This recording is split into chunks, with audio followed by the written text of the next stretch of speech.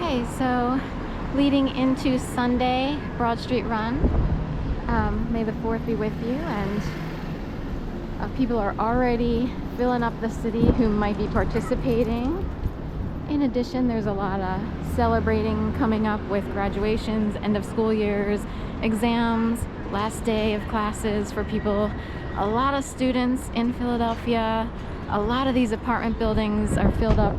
They get their business from people who are in grad school or earning their bachelor's undergrad. So people always wonder, like, how do they fill up these buildings and how many people want to live in apartments? A lot of students want to live in apartments, other than, say, a dorm room. And if you're a grad student, then there are options to live in, like a studio apartment, and they probably offer a special price to those people in order to fill up the buildings, because the show must go on, ladies and gentlemen. You can't have empty buildings in a city. Are you kidding? So anyway, I wanted to say here, I wanted to talk about something interesting, which is, what if you were born into a lineage with the worst mentality system, and in trying to dislodge yourself from such a matrix, you were tortured at the highest level, which revealed and showed just how bad that system was that you were born into. Welcome to Serpico Dreams PHL TV. I took a class a long time ago. It was kind of like a special writer's workshop. And over at Kelly Writer's House on the campus of University of Pennsylvania, you can be a regular community member. You still have to have writing credentials, but you can join in with things at Kelly Writer's House. And it's kind of cool that it's on an Ivy League campus, because that's a high level of education, and some people might cross your path who are incredibly intelligent. Maybe they would even admit they're highly privileged and have had a special life and so forth and so on. Is this open? Can cars actually come down here? Cars are... it's been so long that it's like, can a car actually come straight down here? They're done with a blacktop. So anyway, in a big cross, no one's coming down, but it appears to be open unless there's some sort of barricade. Here we go. One of the first cars to come down the street. So anyway, when I took this workshop, it was more like a workshop where you could, you submitted your manuscripts, anything you've been working on, a project, a writing project, like chapters for a book or what have you. It could be anything, but it had to meet the standards of the people moderating that particular writing group. And because they didn't want people coming along who didn't have enough education to be at a certain level of writing. It's a skill.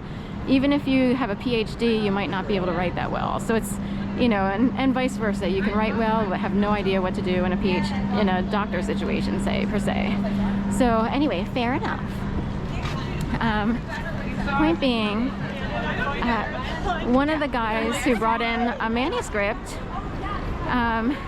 Mike, I believe his name was, common enough, he said that he wrote something about his dad, and he also mentioned this because I met up with him, and he mentioned that his dad, who used to be a professor at LaSalle University, actually emancipated himself or defected from a sect. He called it a sect, S-E-C-T.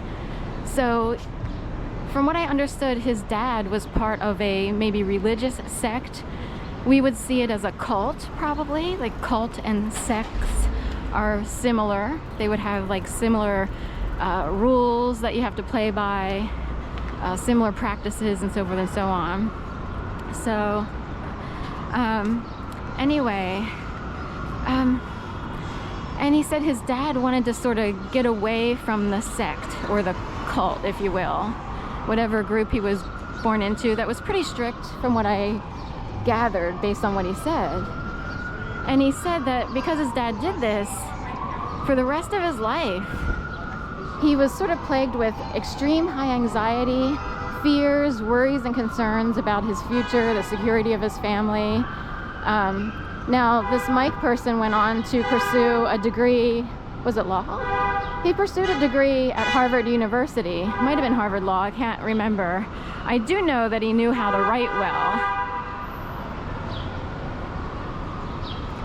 I know that Mike wrote very well. Of course, if you go to Harvard, I would expect as much. Also, if his dad was a professor, what did his dad teach? Was it actually in the realm of writing? So anyway, that's why he wrote very well. And sometimes a little magic dust can be put on writing, so that when people read it, they really get the message that the writer wanted.